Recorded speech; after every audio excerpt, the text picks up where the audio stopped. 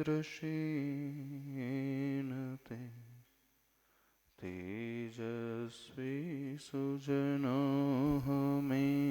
सुकृते तेनैव तेजःपते तेनैव तेजःपते। बोले देवादिदेवती शिकारी श्री चिंतामणि पार्श्वनाथ भगवान की जय। संत श्रोमणी आचार्य भगवान गुरुदेव विद्यासागर जी महाराज की जय। मुनि श्री प्रणम्य सागर जी महाराज की जय।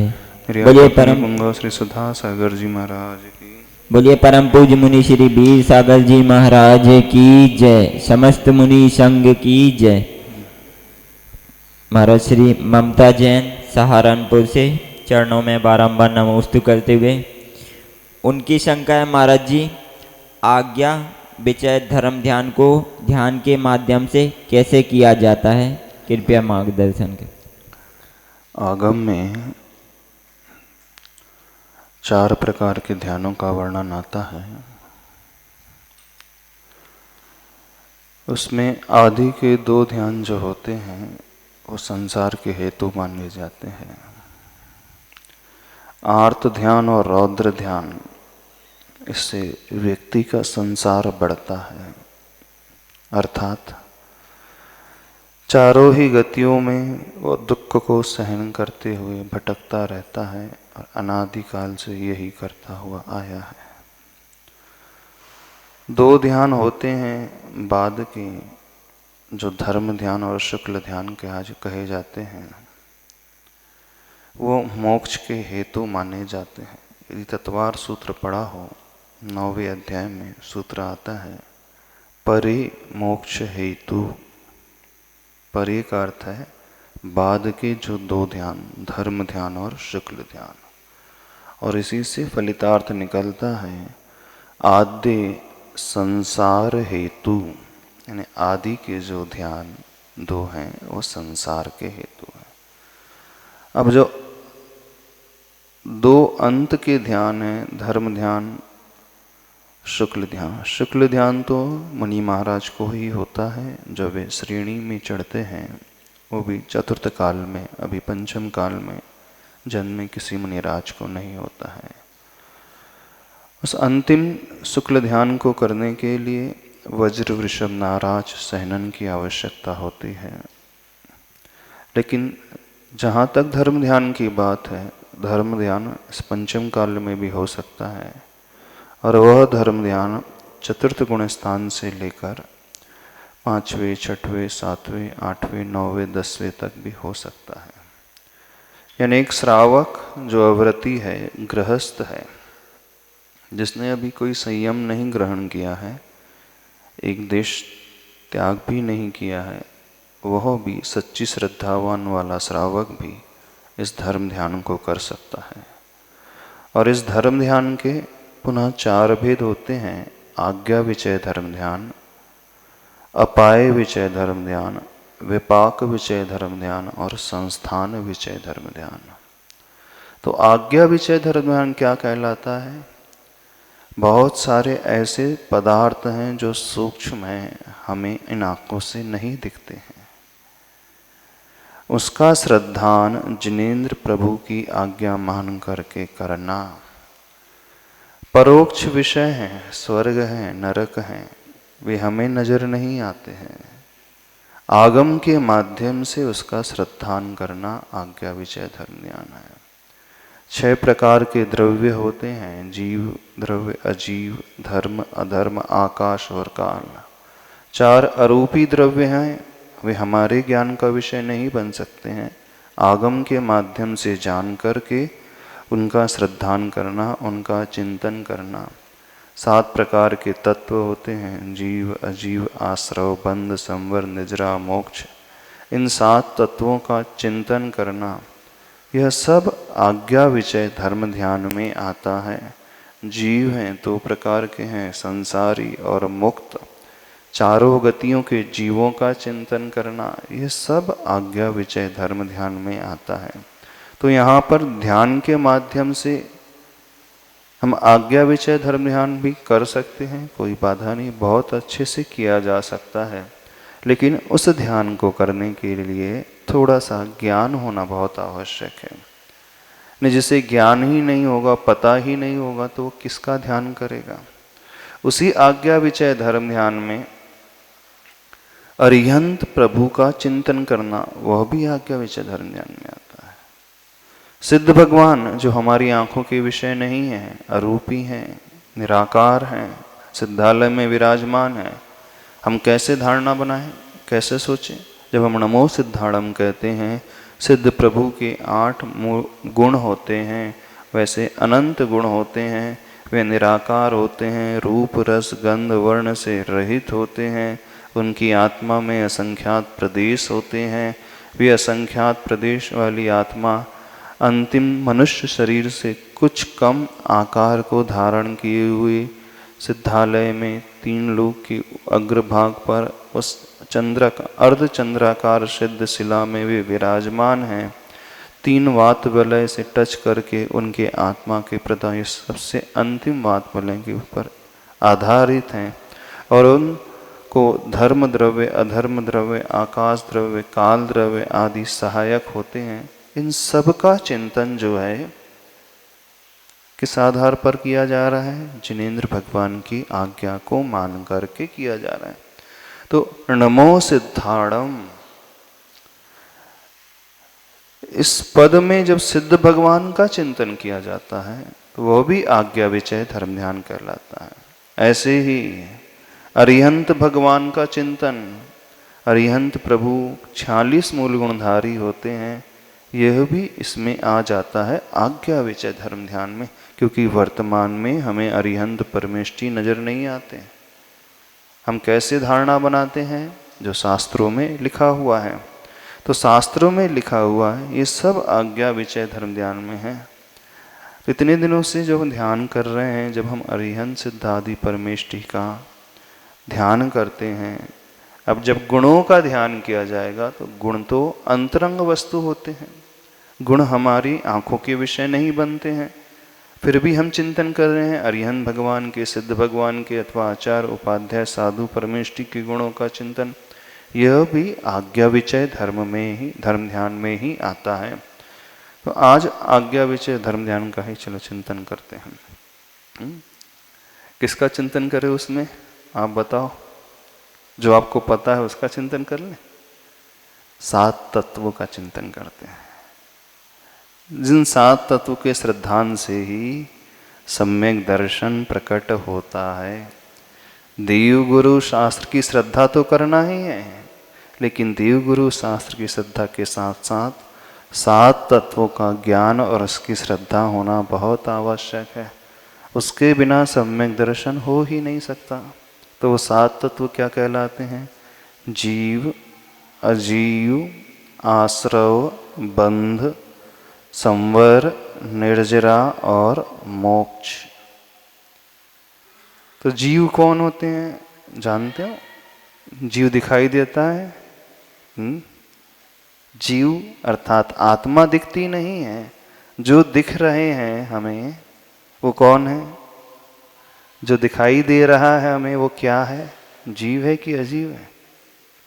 हमें बॉडी दिखती है, फिजिकल बॉडी, शरीर, शरीर से अजीव है, मटेरियलिस्टिक है, पौद्गलिक है, पुद्गल वर्गणाओं से, रॉ मटेरियल से बना हुआ है। चूंकि सांसारिक अवस्था में वह जीवात्मा शरीर से मिलजुल करके रहती है, एकमेक संबंध होकर के एक क्षेत्रावगाह संबंध से, संश्लेष संबंध से रहती है। संश्लेष संबंध मतलब जैसे दूध और पानी मिला हुआ होता है, हम दूध और पानी को एकदम अलग नहीं कर सकते। कर सकते हैं? कैसे कर सकते हैं अलग पानी को दूध से? हाँ, जब उसे बॉईल किया जाएगा, तपाया जाएगा, तो जितना तपाया जाएगा धीरे धीरे वो वाटर जो उसमें है वो इवेपोरेट हो जाएगा, वेपोराइज फॉर्म में आकर के भाप बन करके निकल जाएगा। तो छान करके दूध में से पानी को तो अलग नहीं किया जा सकता फिल्टर से, बस उसे तपा करके अलग किया जा सकता। तो ऐसे ही सांसारिक अवस्था में ये जीव आत्मा कैसी है? शरीर से दूध पानी की भांति मिली हुई है। तो जीव का चिंतन, जो हमें जीव दिखता नहीं है, जो हमें दिखता है वो क्या है? अजीव है। और अजीव को जीव मान करके व्यक्ति संकल्प विकल्प करता रहता है। तो जीव आत्मा सबसे इंपॉर्टेंट होती है। जीव जो है सबसे निर्णायक होता है। जीव ही है जो अजीव को अपने भीतर बुलाता है। जीव और अजीव के मिलने से ही सारा संसार चलता है। यदि दोनों अलग अलग हो जाएं तो फिर सारा संसार समाप्त हो जाएगा अपना। अपन भी वे कैसे हो जाएंगे? सिद्ध परमेष्टि की भांति हो जाएंगे। तो अनादिकाल से अपनी अवस्था कैसी है? अब इस जीव को, आत्मा में अजीव को किसी ने मिलाया नहीं। हम ये सोचे कि किसी अन्य व्यक्ति ने मिलाया है, अन्य किसी ऊपर बैठे वाले ईश्वर ने हमें पैदा किया है। नहीं, हम अनादिकाल से संसार में हैं ही। दूध में पानी किसने मिलाया है? गाय से अपने आप मिला हुआ पानी, दूध पानी मिला हुआ ही आता है।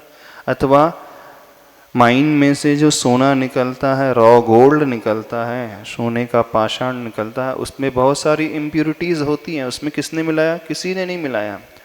तो वो अपने आप मिले हुए। ऐसे ही हमारी आत्मा में अजीव मिला हुआ है। वो अजीव कितने प्रकार का होता है? तो एक अजीव जो हमें दिखता है, यानी बॉडी, जिसे औदारिक शरीर कहा जाता है, और एक अजीव और मिला हुआ इस आत्मा के साथ जो दिखता नहीं, वो कहलाता है हमारा कारमण शरीर, तेजस शरीर, सूक्ष्म शरीर है। ये दोनों शरीर हमारे लिए दिखाई नहीं देते, कारण शरीर और तेजस शरीर। हमें दिखाई देता है जो औदारिक शरीर। तो जीव आत्मा प्लस शरीर जो अजीव है, मिलकर के सारा का सारा खेल चल रहा है। तो इसमें आत्मा में अजीव आते कैसे हैं? तो जो आने की प्रोसेस है उसका नाम है आश्रव तत्व। आज 7 तत्वों का ध्यान करेंगे। जीव यानी हमारी आत्मा। सबसे पहले ये बताओ, अपनी आत्मा पर विश्वास है? नहीं है। जब हमें अपनी आत्मा पर विश्वास होगा तभी तो हम परमात्मा पर विश्वास करेंगे कि प्रभु हुए थे, महावीर प्रभु 2500 वर्ष लगभग पूर्व हुए थे, आज भी हैं। तो पहले ये विश्वास करना होगा जीव है हम, हमारी आत्मा है। तो पहला तत्व जीव तत्व, हमारी आत्म तत्व। दूसरा तत्व जीव के में अजीव का संयोग हो गया, यानी कर्म का संयोग हो गया। ये औदारिक शरीर, इनसे मिलकर के सारी यात्रा चल रही। तो जीव के बाद आ गया दूसरा अजीव। अब उस कर्म के आने का नाम, जो एंट्री होती है, वो एंट्री गेट यानी आने का जो द्वार है वो कहलाता है आश्रव। और आने के बाद वो रुक जाता है, आत्मा से चिपक जाता है, बंध जाता है, एकमेक हो जाता है, दोनों की बॉन्डिंग हो जाती है। बॉन्डिंग का नाम होता है बंध तत्व। पर जो आ चुका है वो अच्छा है कि बुरा है? कर्म आना, आपके घर में कोई आ जाए अच्छा है? कोई बाहरी व्यक्ति आकर के बैठ जाए, रहने लगे, कैसा रहेगा? आपका अपना घर है, कहीं से भी कोई व्यक्ति आया और अधिकार बना करके बैठ जाए, ठीक रहेगा? अच्छा रहेगा कि आप उसको अच्छे से रखोगे? नहीं। तो हम क्या करते हैं, यदि घर में कोई प्रवेश कर जाता है तो उसे निकालने की कोशिश की जाती है ना।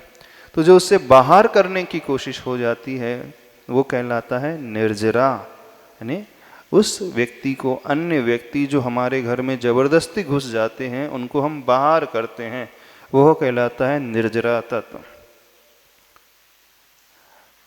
और यदि आपके घर में गेट है, अब भीड़ है, लगातार आते चले जा रही है, तो आप क्या कर सकते हैं? पहले गेट को बंद कर ले ताकि नए लोग ना आ सकें।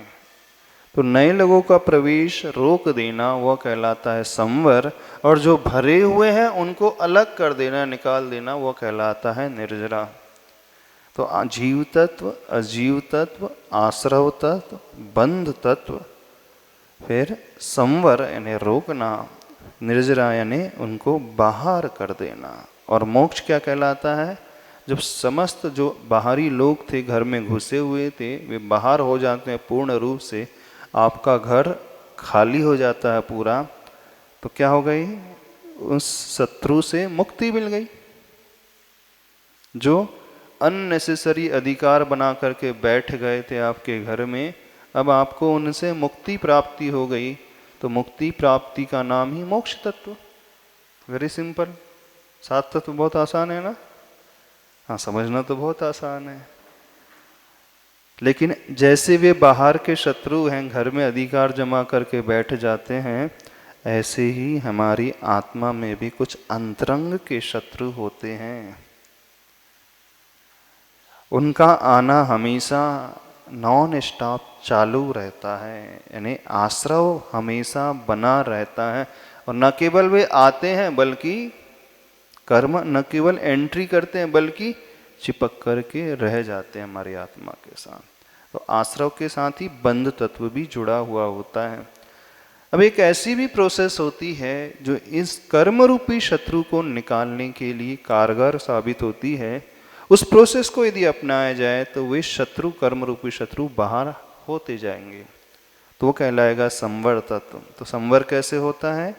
जब व्यक्ति व्रतों को ग्रहण करता है, नियम अपने जीवन में लेता है, चारित्र अंगीकार करता है, सगुप्ति समिति धर्म अनुप्रेक्षा परिसहजय चारित्र है, इसके माध्यम से शत्रु बाहर निकलते हैं। तत्वार सूत्र पढ़ा हो 9वां अध्याय। आश्रव का निरोध करने का नाम संवर है। आश्रव निरोधा संवर। और वो संवर कैसे होता है? सगुप्ति समिति धर्मानुप्रेक्षा परिसहजय चारित्र है। किससे होता है? चारित्र पहले ग्रहण करें, धर्म का अनुपालन करें, अनुप्रेक्षा यानी 12 भावना का चिंतन करें, समिति का पालन करें, गुप्ती से रहें, तब व्यक्ति जो है संवर कर सकता है। अब घर बैठे कभी संवर नहीं हो सकता, उसके लिए व्रत नियम लेना बहुत जरूरी है। या तो महाव्रत ले लें, मुनि बन जाएं, वो संभव नहीं है तो अणुव्रत ले लें, प्रतिमा ले लें। एक देश चारित्र को ग्रहण करेगा तब संवर की यात्रा शुरू होती है, संवर तत्व आता है। अथवा पूर्ण रूप से वो नहीं कर पा रहे हो तो जो जीवन में व्यक्ति नियम लेते हैं, संकल्प लेते हैं, त्याग करते हैं बुरी आदतों का, व्यसनों का, उसके माध्यम से भी कुछ कुछ बुरे कर्म आना रुक जाते हैं। और रुक गए, फिर कर्म की सफाई कैसे होती है? तो तपस्या से कर्म की निर्जरा होती है। जितना व्यक्ति तप करेगा, उपवास है, अनशन है, उनोदर है, प्रायश्चित करेगा, विनय करेगा, वैयावृत्ति करेगा, स्वाध्याय करेगा और ध्यान करेगा, इन तपों के माध्यम से उन कर्मों की निर्जरा होती है। और जब संपूर्ण कर्म समाप्त हो जाते हैं तो मोक्ष हो जाता है। तो मोक्ष पाने के अधिकारी कौन होते हैं? मुनि महाराज। वो भी कौन से मुनि महाराज? जो शुद्धोपयुक्त में बैठ करके ध्यान लगाते हैं। अब इन 7 तत्वों का ध्यान करना, इन 7 तत्वों का ध्यान आज्ञा विचय धर्म ध्यान कहलाता है। ठीक है, चलो आज 7 तत्वों का ही ध्यान करते हैं। आज्ञा विचय धर्म ध्यान, जो प्रभु की आज्ञा है उसे हम स्वीकार, क्योंकि कर्म हमें दिख नहीं रहे हैं, हमने आज्ञा मान करके चिंतन किया। विचय का अर्थ होता है उसका चिंतन करना।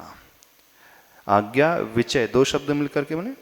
विचय का अर्थ होता है उसका चिंतन करना, समीक्षा करना, उसके बारे में ऊहापोह करना, एनालिसिस करना। यदि नहीं समझ में आ रहा तो एक एनालिसिस वर्ड होता है ना इंग्लिश में, एनालिसिस, एनालाइज करना, उसको गहराई तक, उसकी रूट कॉज तक जाना कि क्या ऐसा हो रहा है, क्यों ऐसा हो रहा है, किस कारण से हो रहा है, किस कारण से हम उसे हटा सकते हैं।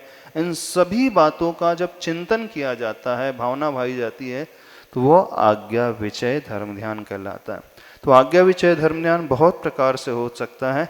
उसमें 7 तत्वों का चिंतन करना यह भी एक बहुत अच्छा माध्यम है आज्ञा विचय धर्म ध्यान का। चलो तो इन्हीं 7 तत्वों का चिंतन करेंगे। सबसे अच्छा तत्व कौन सा है? मोक्ष तो हमारा ध्येय है, यानी लक्ष्य है, गोल है। अब वो मोक्ष की प्राप्ति कैसे होती है? तो संवर और निर्जरा तत्व से, यानी संवर के द्वारा हम कर्मों को रोकते हैं, निर्जरा से कर्मों को हम बाहर भगाते हैं। और आश्रव और बंध हमारे लिए हे तत्व है यानी त्यागने योग्य, संवर निजरा उपादेय तत्व है यानी अपनाने योग्य, ग्रहण करने योग्य। अजीव तत्व ज्ञेय तत्व है, जानने योग्य। और जीव आत्मा, हम जीव तो अपने आप में हैं ही। जीव तत्व कैसा है? यही हमारा सबसे प्रमुख तत्व है, इसी के आधार पर सारी क्रियाएं होती हैं। ये तो मूल है, जीव को ही लेकर के सारे तत्वों का संचालन होता है, चाहे वो संसार बढ़ना हो अथवा मुक्ति की प्राप्ति करना हो। इन सारे ही तत्वों का संचालन करने वाला संचालक होता है, क्रिएटर जो होता है, मैनेजमेंट करने वाला व्यक्ति होता है, डिसीजन लेने वाला व्यक्ति होता है, तो जीव तत्व होता है। तो इस जीव को सबसे मूल आधार मान करके, क्योंकि जीव है तो अजीव होंगे, फिर आश्रव होगा, फिर बंध होगा, फिर संवर होगा, फिर निजरा होगी, फिर मोक्ष होगी। ठीक है, चलो 5 मुद्राओं से शुरू करें।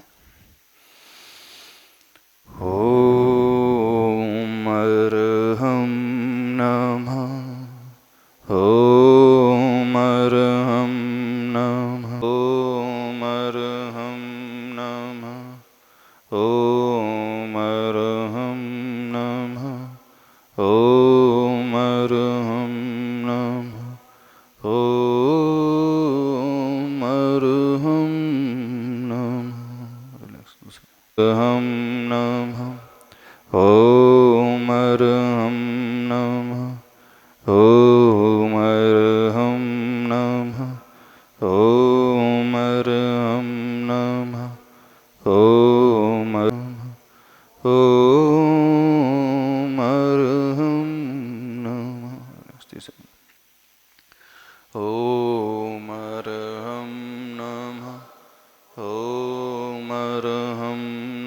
नमः, ओम अर्हं नमः, ओम अर्हं नमः, ओम अर्हं नमः, ओम अर्हं नमः, ओम अर्हं नमः, ओम अर्हं नमः, नमः, ओम अर्हं नमः, ओम अर्हं नमः, ओम अर्हं नमः, ओम अर्हं नमः, ओम अर्हं नमः, ओम अर्हं नमः। हाथ सीधे रख के पंजों को तेजी से मूव करें और अच्छे से तो करो सुंदर भी, थोड़ा मजबूती से तो करो।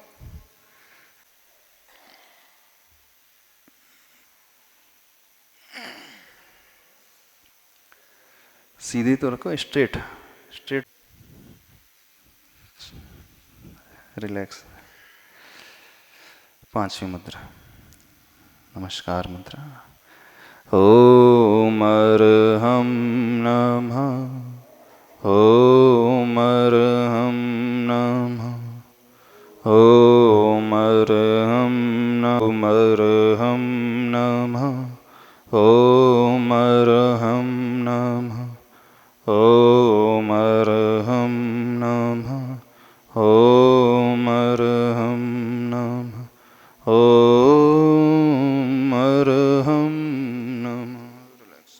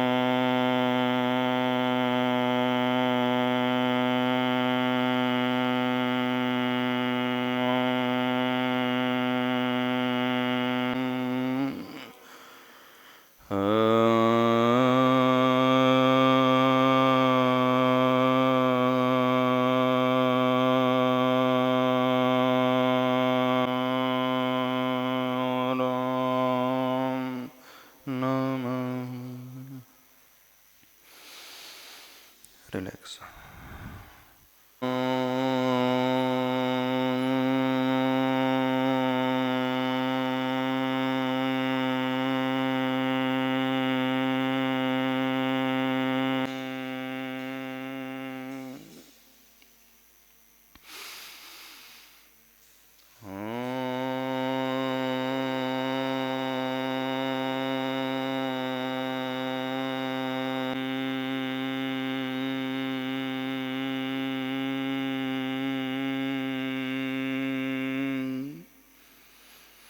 रिलैक्स।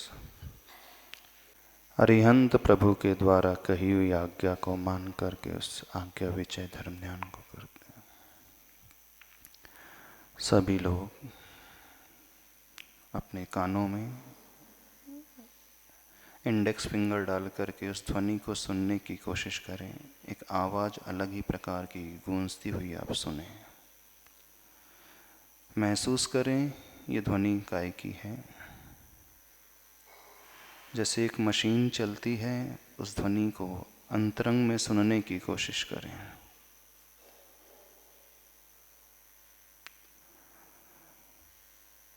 उंगली बाहर निकाल लें, अलग प्रकार की एक ध्वनि।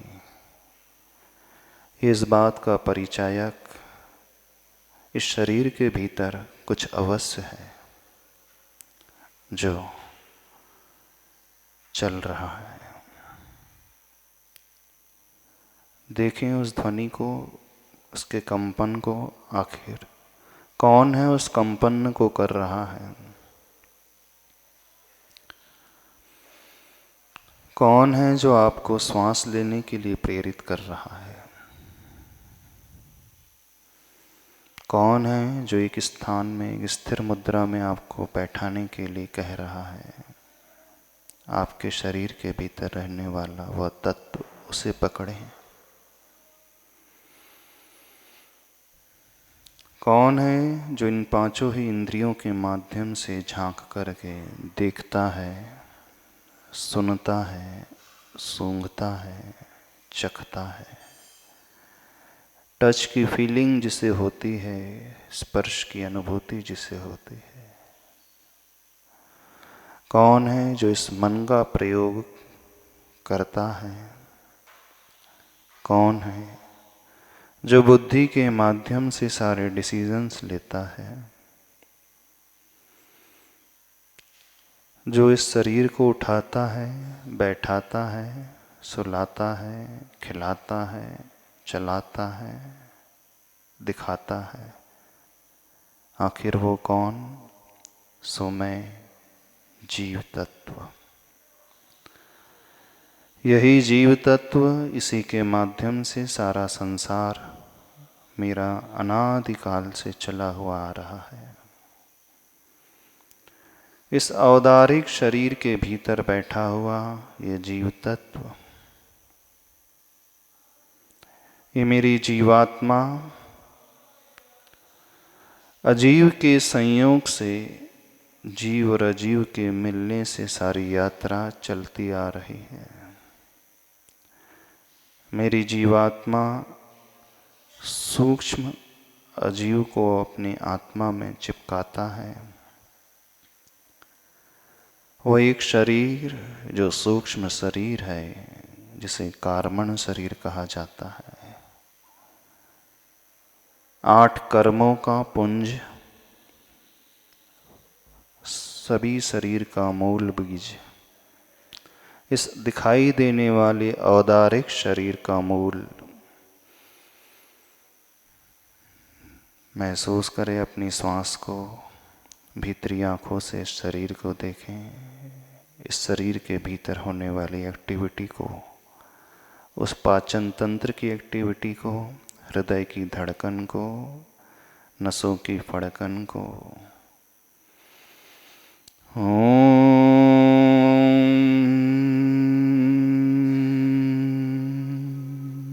ये ओम की ध्वनि जिसने किया है,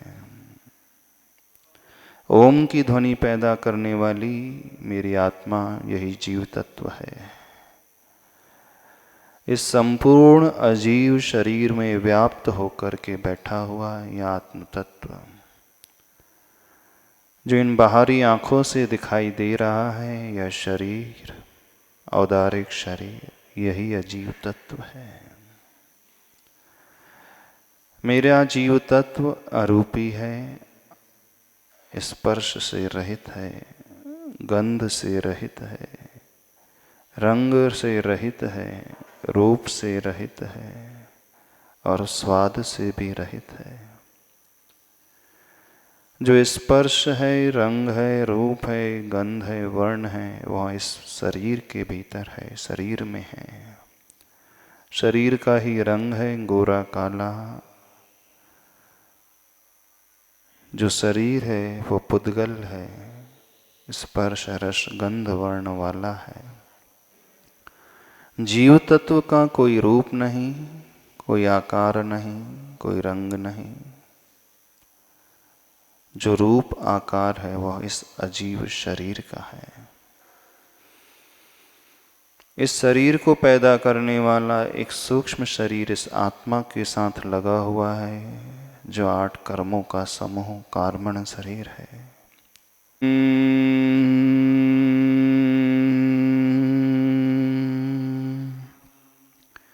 इस शरीर को कांति प्रदान करने वाला, तेज प्रदान करने वाला एक और शरीर है, वो तेजस शरीर। वह भी अजीव तत्व है।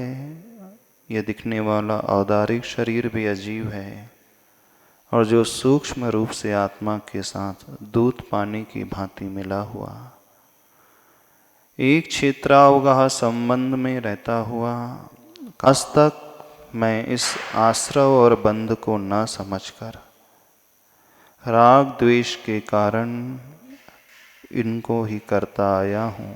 यही मेरी सबसे बड़ी भूल है।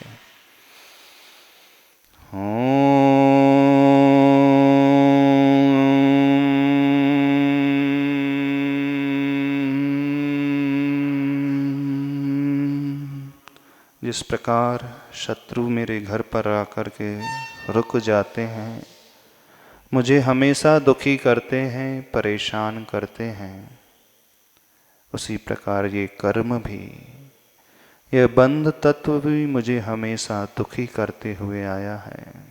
मेरी ममता, मेरा राग ही मुझे संसार में भटका रहा है। उस ममता को त्याग कर मैं अपने उन कर्मों की निर्जरा करता हूँ और ध्यान रूपी तप के माध्यम से, स्वाध्याय रूपी अंतरंग तप के माध्यम से निर्जरा की प्रचुर मात्रा करता हूँ।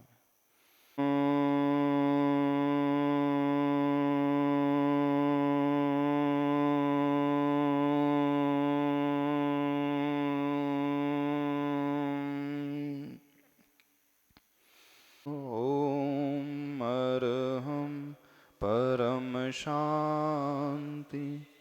ओम अरहं परम शांति। ओम अरहं परम शांति। बोले संसरण में आचार्य भगवान गुरुदेव विद्यासागर जी महाराज की। आज का नियम